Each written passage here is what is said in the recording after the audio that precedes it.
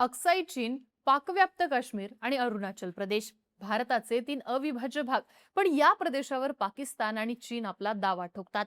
मागच्या काही महिन्यांमध्ये चीननं या भागांमध्ये काही अशा हालचाली केल्यात ज्या भारताची चिंता वाढवणाऱ्या आहेत. चीननं अलीकडेच एक मोठा निर्णय घेत पीओके जवळ नवी काउंटी बनवली आहे. ही काउंटी भारत आणि अफगाणिस्तान बॉर्डरच्या अगदी जवळ आहे, जे भारतासाठी धोक्याची घंटा मानली जाते. याशिवाय चीननं पुन्हा एकदा अरुणाचल प्रदेशच्या गावांची नावं बदलायला सुरुवात केली आहे. यावरती भारताकडून सुद्धा तीव्र अशा प्रतिक्रिया समोर आलेल्या आहेत. सध्या एकीकडे इराण आणि अमेरिका यांच्यात मोठं असं युद्ध चालू आहे. दुसरीकडे चीननं तैवानच्या आजूबाजूला आपल्या हालचाली या वाढवलेल्या आहेत.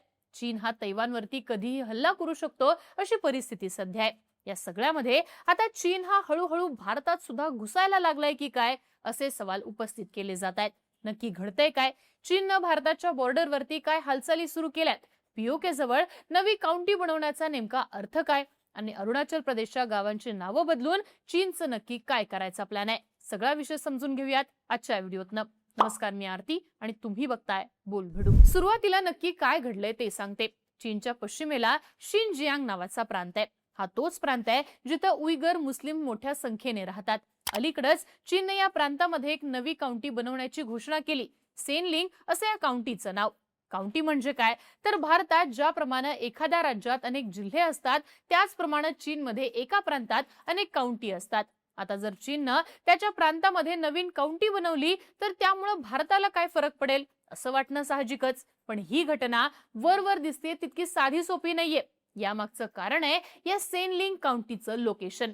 ही काउंटी काराकोरम पर्वतरांगेच्या अगदी शेजारी आहे. या पर्वतरांगेच्या एका बाजूला आहे पाकव्याप्त काश्मीर, तर दुसऱ्या बाजूला आहे अफगाणिस्तान. त्याच भागात वखान कॉरिडॉर सुद्धा आहे. वखान कॉरिडॉर हा असा प्रदेश आहे जो पीओके, चीन आणि भारताला जोडतो. या शिनजियांग प्रांताला लागून अक्साई चीन आहे.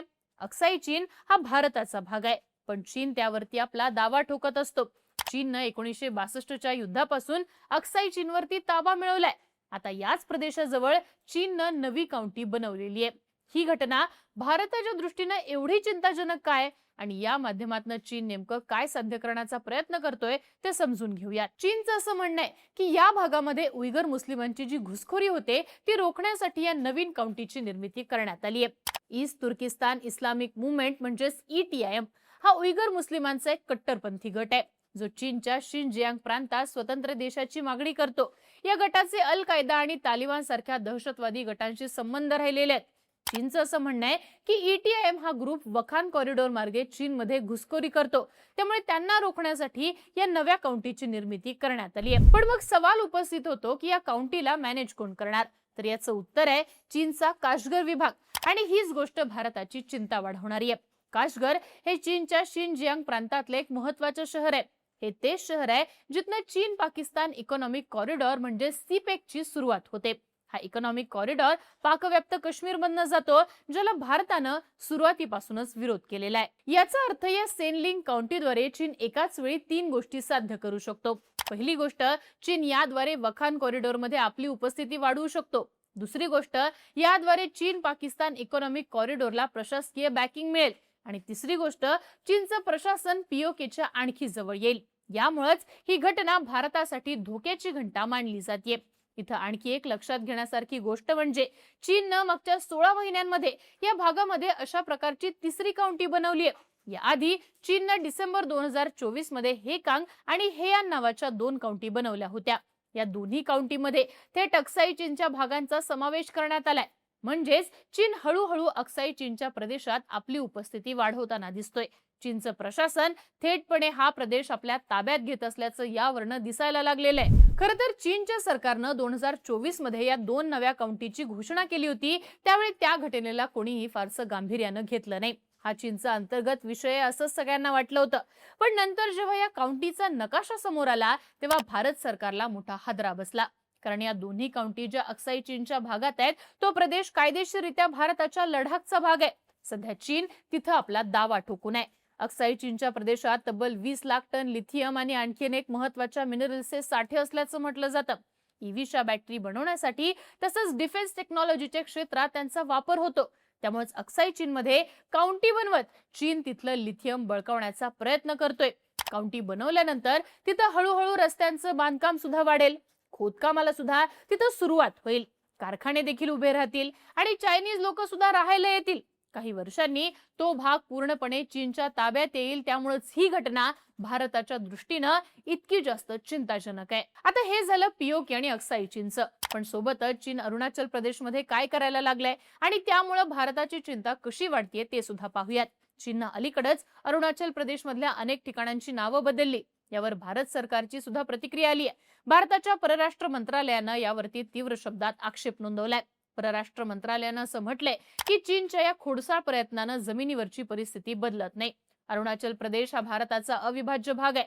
परराष्ट्र मंत्रालयाचे प्रवक्ते रणधीर जयस्वाल यांनी एक निवेदन जारी करून भारताची ही भूमिका स्पष्ट केली आहे. आता इथे लक्षात घेण्यासारखी गोष्ट म्हणजे चीन या प्रदेशाला दक्षिण तिबेटचा भाग मानतो.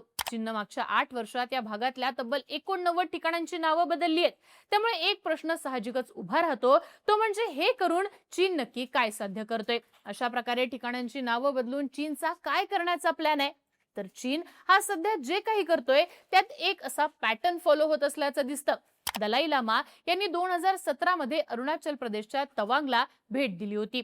या भेटीनंतर चीनने त्या भागातल्या अनेक ठिकाणांची नावं बदलण्याची घोषणा केली होती. त्यानंतर एप्रिल 2024 मध्ये पंतप्रधान नरेंद्र मोदींनी अरुणाचल प्रदेशमध्ये सेला टनेलचं उद्घाटन केलं होतं. त्याच्या काहीच दिवसानंतर चीननं पुन्हा त्या भागातल्या काही ठिकाणांची नावं बदलण्याची घोषणा केलेली. याचाच अर्थ काय? तर भारत जेव्हाही अरुणाचल प्रदेशच्या भागांमध्ये काही हालचाली करतो त्याला प्रत्युत्तर देण्यासाठी चीन नावं बदलण्याची घोषणा करतो. आता हे भारतासाठी टेन्शनची गोष्ट का ठरतीये? तर चीननं आज जागेचं नाव बदललंय. काही काळानंतर हे नाव गुगल मॅपवर दिसायला लागेल, मग ते विकिपीडियावर सुद्धा येईल. काही वर्षांनी या नावांचा समावेश युनायटेड नेशन्सच्या डॉक्युमेंट्समध्ये सुद्धा केला जाईल. अशा प्रकारे हळूहळू जगाला वाटेल की त्या जागेचं हे नाव सुरुवातीपासूनच आहे. आणि अशा प्रकारे या जागेवरती आपला दावा मजबूत करणं चीनला सोपं जाऊ शकतं.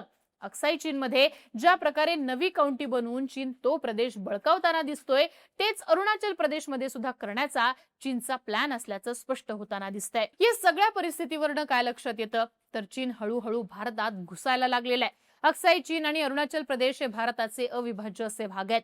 पण चीन त्या भागांमध्ये आपली उपस्थिती वाढवत ते बळकावण्याचा प्रयत्न करतोय. त्यामुळे भारत सरकारनं याकडे अत्यंत गांभीर्यानं लक्ष देण्याची गरज आहे, असा सूर उमटताना दिसतोय. भारतानं चीनच्या या प्रयत्नांचा कितीही विरोध केला तरी चीन ऐकत नाही, हा अनुभव भारताला वारंवार आलेला आहे. त्यामुळे आता भारत सरकार चीनला या कशा प्रकारे उत्तर देतं हे पाहणं महत्त्वाचं ठरणार आहे. तुम्हाला या सगळ्याबाबत काय वाटतं? चीनच्या या प्रयत्नांना भारताकडनं कशा प्रकारे प्रत्युत्तर देण्यात यावं?